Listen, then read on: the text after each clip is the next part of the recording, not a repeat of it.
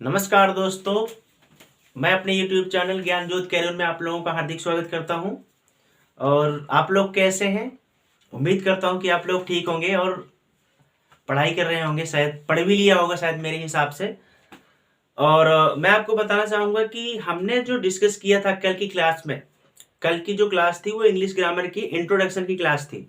और हमने डिस्कस किया था टाइप ऑफ टेंस के टेंस कितने प्रकार के होते हैं।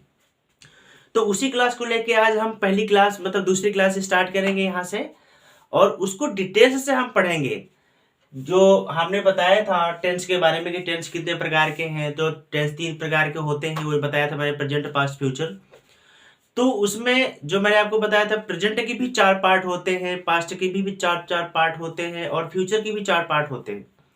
तो आज हम सीखेंगे प्रेजेंट इंडेफिनिट की पूरे डिटेल्स में कि प्रेजेंट इंडेफिनिट क्या है, टेंस कैसे बनते हैं और रूल्स क्या है इसके। सबसे बड़ी चीज होती है रूल्स क्या है।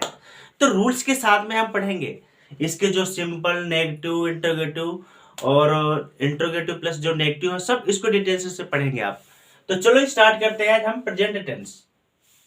ठीक है, तो प्रेजेंट टेंस के बारे में मैं आपको बताना चाहूंगा कि जो प्रेजेंट टेंस है उसकी डेफिनेशन क्या होती है, उसकी परिभाषा क्या होती है। इंग्लिश में बोलते हैं डेफिनेशन और इसको हिंदी में बोलते हैं परिभाषा। तो जैसा कि मैंने यहां पर मेंशन किया हुआ है कि वर्ब का वह रूप जो वर्तमान समय को सूचित करता है।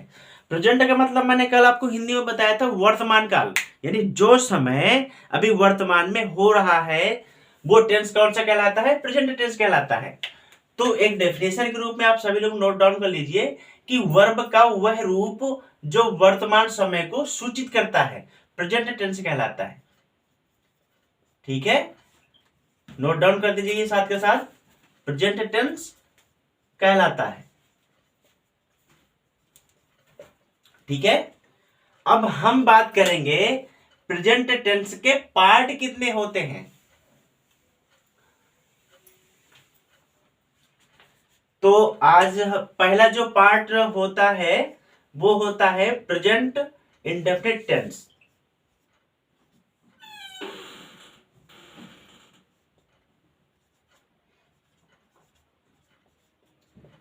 Present indefinite tense. ठीक है, अब यहां पर जो है प्रेजेंट इंडेफिनिट टेंस, इसके भी 4 पार्ट होते हैं। सबसे पहले तो हम इसकी डेफिनेशन लिखेंगे, फिर इसको जो 4 पार्ट हैं उसके बारे में हम डिस्कस करेंगे। पहले प्रेजेंट इंडेफिनिट टेंस होता क्या है, कैसे पहचानते हैं इसको, कैसे पहचानेंगे कि ये कौन सा टेंस होता है। सबसे पहले टेंस पहचानने के लिए उनका तरीका होता है, उसके कुछ रूल्स होते हैं। जैसे मैं इसमें आपको लिखवाना चाहूंगा कि प्रेजेंट इंडेफिनिट जो टेंस होता है इसकी जो परिभाषा है क्या होती है। जिन हिंदी वाक्यों के अंत में, जिन हिंदी वाक्यों के अंत में ता है, ती है, ते हैं, ताहू आदि शब्द आते हैं,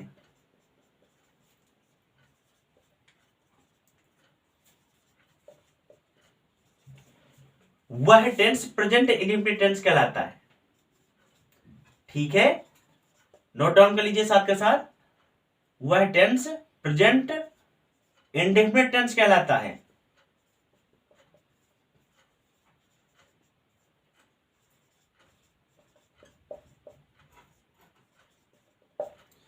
ठीक है, जैसे कि मैं आपको बता रहा हूं कि किसी भी टेंस को यानी प्रेजेंट इंडेफिनिट टेंस को पहचानने के लिए जिस भी टेंस में, जिस भी वाक्य में सबसे लास्ट में ता है, ती है, ते हैं, ताहू आदि शब्द आते हैं वो प्रेजेंट इंडेफिनिट टेंस कहलाते हैं। जो प्रेजेंट इंडेफिनिट टेंस होते हैं ये भी 4 प्रकार के होते हैं। ठीक है, आप डेफिनेशन नोट डाउन कर लीजिए, फिर इसके मैं चारों पार्ट्स बता देता हूं आपको।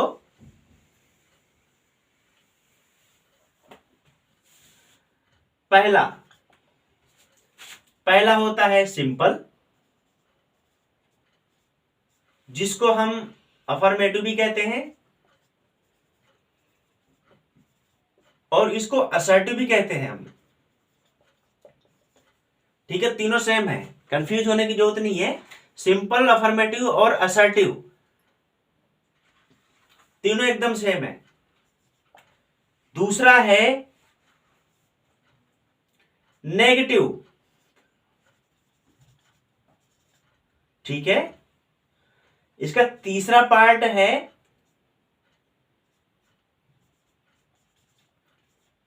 इंट्रोगेटिव, और इसका जो चौथा पार्ट है वो है नेगेटिव प्लस इंट्रोगेटिव। ठीक है, तो सबसे पहले हम पढ़ेंगे सिंपल टेंस यानी अफर्मेटिव यानी असर्टिव। ये जो तीनों है ये तीनों सेम है।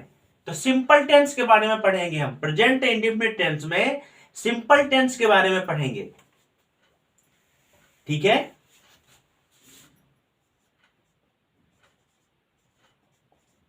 Simple tense. सिंपल टेंस कौन से टेंस होते हैं? सिंपल टेंस वो टेंस होते हैं जिसमें से तो प्रश्नवाचक वाक्य और नेगेटिव नहीं आता, यानी सिंपल सिंपल बोले जाते हैं। जैसे राम खाना खाता है, राम घर जाता है, वह स्कूल जाता है। ऐसे सिंपल सिंपल टेंस होते हैं, उसमें ना तो प्रश्नवाचक वाक्य आते हैं और ना ही उसमें बीच में नेगेटिव शब्द आते हैं। ऐसे जो वाक्य होते हैं वो सिंपल प्रेजेंट कहलाते हैं। ठीक है, तो इसकी डेफिनेशन आपको आप लिख लो। इसकी डेफिनेशन, जिन हिंदी वाक्यों में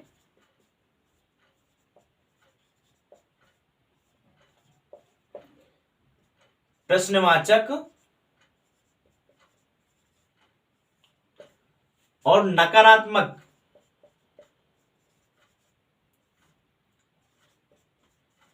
शब्द नहीं आते हैं,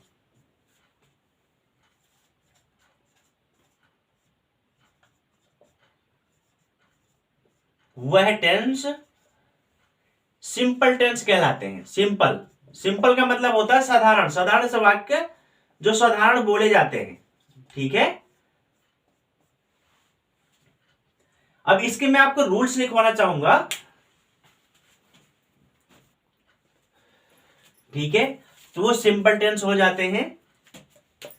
और सिंपल टेंस में अब देखो, इस टेंस को बनाने से पहले कुछ एक बेसिक चीज है, वो चीज हम जानेंगे सबसे पहले कि एक वचन और बहुवचन क्या होते हैं, जो इस टेंस में बहुत ही इंपॉर्टेंट रोल रखते हैं ये, जिसको एक वचन और बहुवचन। एक वचन को इंग्लिश में सिंगुलर कहते हैं,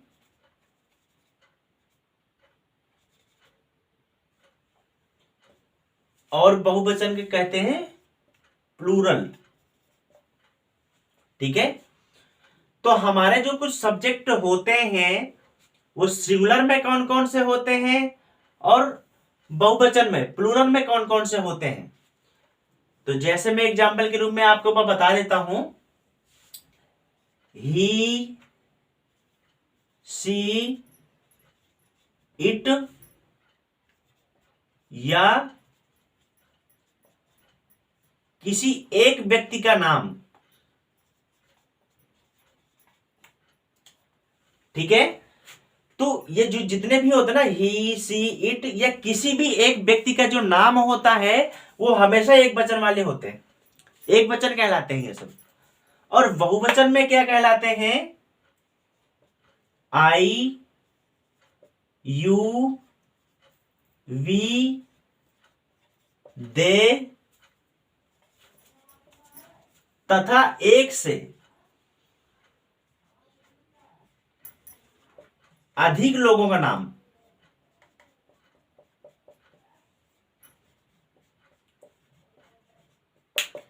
ठीक है, ये आपके बहुवचन कहलाते हैं। ये अभी आपको जो जितने भी टेंस हैं उसमें से पूरे के पूरे काम देंगे, क्योंकि हमें इज, एम, आर और डू या डज, यस या यस कहां पर लगाना है, कहां पर नहीं लगाना, किसके साथ क्या लगना है क्या नहीं लगना, ये सब इन सब्जेक्ट के आधार पर निर्धारित करेंगे। ठीक है, तो अब इसको नोट डाउन कर लीजिए। ठीक है, तो इसी के बिहाफ पे हम चलेंगे, उस टेंस को बनाएंगे हम।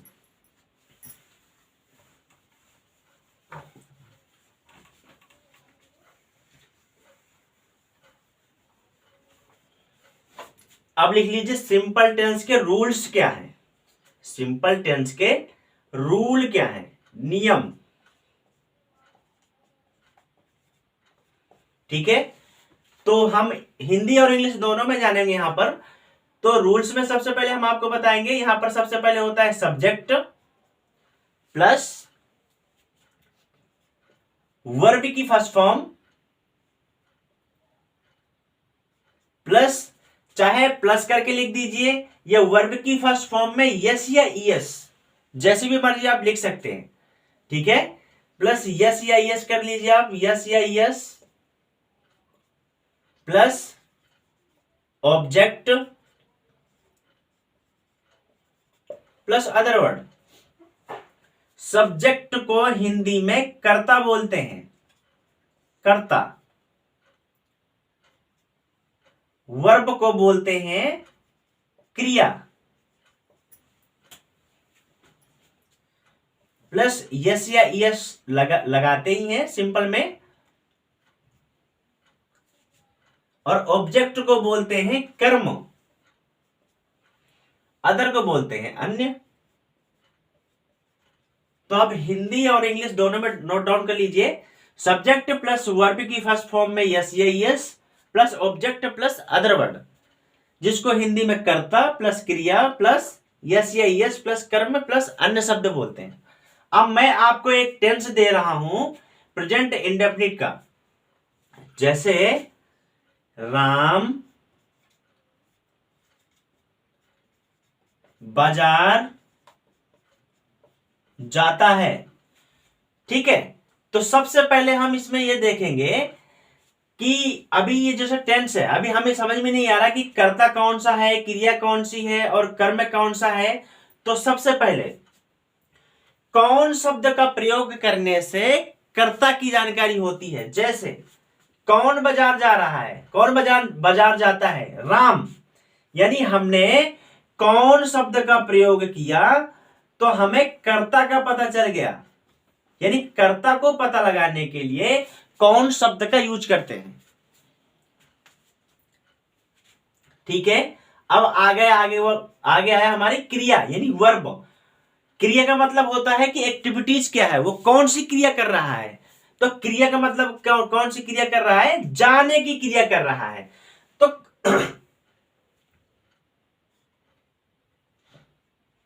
जाने की क्रिया कर रहा है, तो ये हमारा ये हो गया, वर्ब हो गई।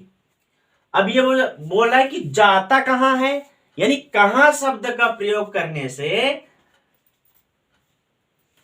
हमें कर्म, बाजार जाता है, यानी कहां जाता है तो बाजार, यानी कहां शब्द का प्रयोग करने से हमें कर्म की प्राप्ति होती है। बाकी जो एक्सेट्रा है अन्य शब्द इसके बाद सब मेंशन कर देते हैं। तो इतना ये बेसिक चीज है, ये नोट डाउन कर लेना आप। ठीक है, अब इसमें हम पढ़ेंगे, टेंस बनाएंगे आप। सबसे पहले राम बाजार जाता है, सब्जेक्ट क्या है, राम। तो यहां पर हमने सबसे पहले क्या आता है, सब्जेक्ट, हमने लिख दिया राम। अब यहां पर क्या है, वर्ब की फर्स्ट फॉर्म, वर्ब का मतलब यह वर्ब का कौन सा है, जाने का कार्य कर रहा है। तो इंग्लिश में जाने को इंग्लिश में बोलते हैं गो। ठीक है, अब मैंने आपको बताया था कि सिंगुलर वर्ब के साथ यानी सिंगुलर सब्जेक्ट के साथ हम यस या यस का प्रयोग करते हैं।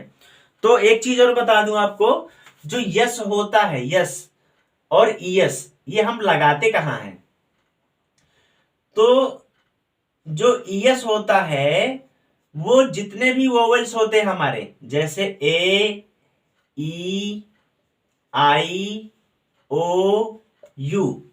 ठीक है, जितनी भी वोवेल्स होते हैं, अगर किसी भी वर्ड में अगर कोई भी वोवेल्स आ गया उसके साथ ये ईएस का प्रयोग करते हैं। जैसे लास्ट में कौन सा है, गो, जी और ओ है ना, ओ आया है हमारे बीच में, यानी यहां पर हम ईएस का यूज करेंगे। तो सब राम क्या है, सिंगल सब्जेक्ट है यानी एक वचन है, तो राम के साथ में गो के साथ ईएस जुड़ जाएगा, तो ये हो जाएगा गोज, यानी राम गोज टू। अब बचा क्या इसमें से, इसमें बचा बाजार।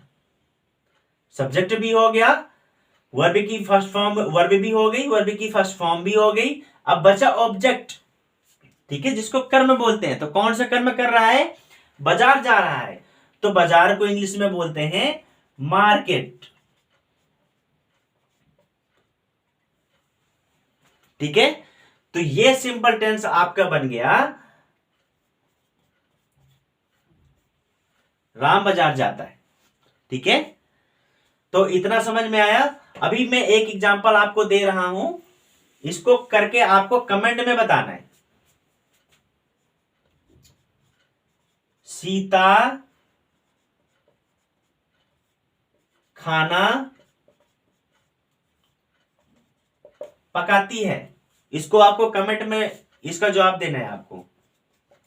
ठीक है, तो ये प्रेजेंट इंडेफिनिट टेंस का सिंपल रूल्स है। अब मैं सिंपल रूल्स के बाद दूसरा नियम बताता हूं, नेगेटिव, नकारात्मक वाक्य।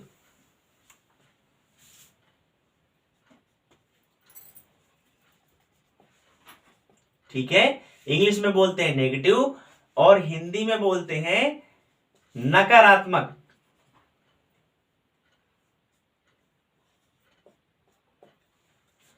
तो इसकी जो डेफिनेशन होती है, डेफिनेशन में आपको बता देता हूं कि जिन हिंदी वाक्यों के मध्य में नहीं शब्द का यूज करते हैं वहां पर नेगेटिव टेंस कहलाते हैं। जैसे ये आप लोग लिख लीजिए, मतलब मध्य में नहीं शब्द आता है,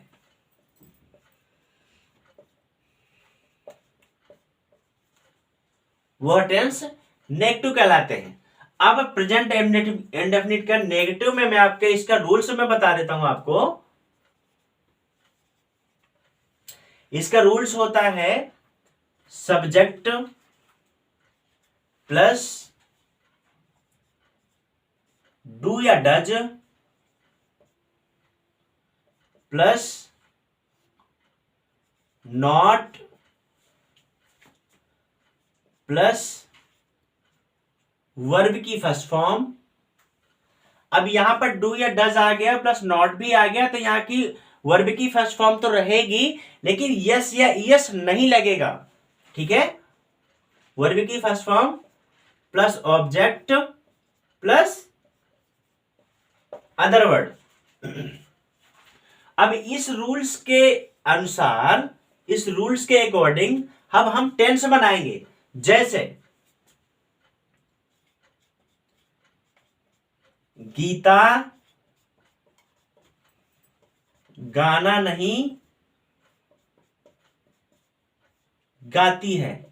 जैसे कि मैंने आपको इंडेफिनिट में बताया था कि लास्ट में ता है, ती है, मैच हो रहा है, और मध्य में मैंने नेगेटिव के लिए बताया था कि मध्य में नहीं शब्द आता है, तो मध्य में देखो नहीं शब्द भी आया है। इसका मतलब कि ये हमारा प्रेजेंट इंडेफिनिट का नेगेटिव टेंस है, नेगेटिव।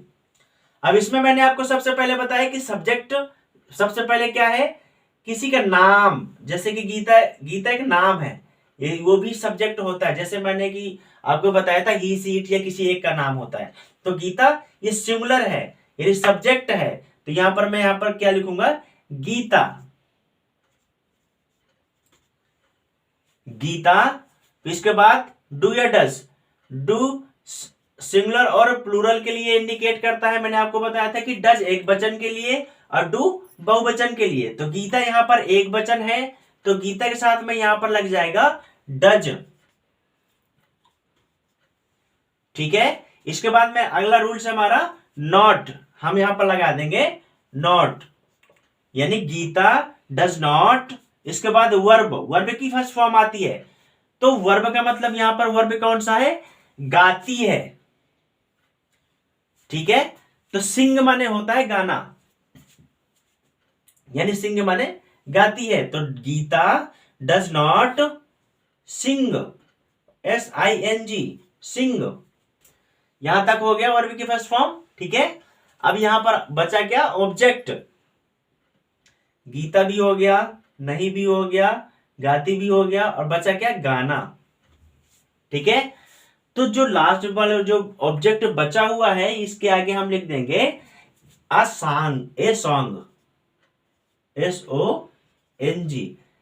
ए आगे इसलिए लगाते हैं क्योंकि ये वन टाइम में तो एक ही गाना गाएगी ना, तो इसलिए यहां पर ए लगाते हैं, ताकि एक गाने के साथ में अ सॉन्ग हो जाता है यहां पर, यानी Gita does not sing a song. ठीक है, इसका मैं दूसरा एग्जांपल आपको मैं दे रहा हूं, वो आप कमेंट सेक्शन में लिख के बता देना उसको।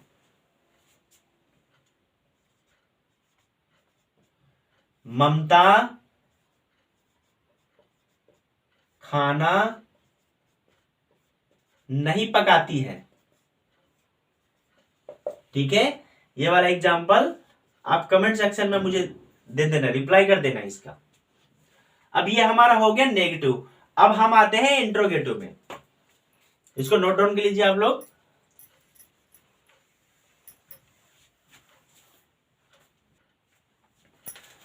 ठीक है, फिर हमने ये सिंपल भी पढ़ लिया और नेगेटिव भी पढ़ लिया इसको, और जो अगला वाला होगा वो अगला वाला, तो जो अगली क्लास है, सॉरी, जो इंट्रोगेटिव है और आपका जो इंट्रोगेटिव प्लस नेगेटिव है, यानी जो दो बचे हैं अभी प्रेजेंट के, ये मैं आपको अगली वाली क्लास में कवर करवाऊंगा। ठीक है, इसके बाद मैं आपको 2-3 कुछ क्वेश्चन दे रहा हूं, वो चीज आप करिए, और जो चीज समझ में ना आए, पहली बात तो उस चीज का रिप्लाई मुझे कमेंट सेक्शन में दीजिएगा। मैं क्वेश्चन आपको मैं पहले बता रहा हूं, जैसे भावना स्कूल जाती है। ठीक है, एक टेंस तो ये हो गया आपका, और दूसरा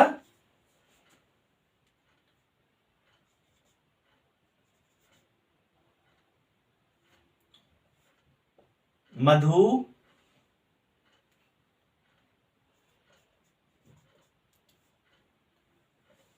गाना गाती है।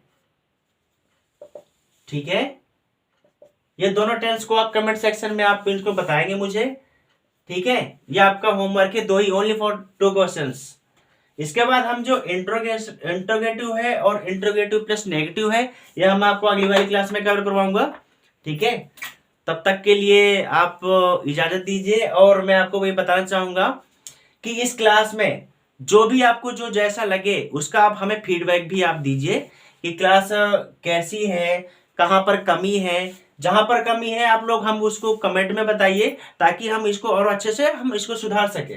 ठीक है, तो तब तक के लिए नमस्कार, और पढ़ाई करते रहिए। ठीक है, और एग्जाम भी आने वाले हैं, एग्जाम की भी तैयारी करिए। ठीक है, तो best of luck, thank you.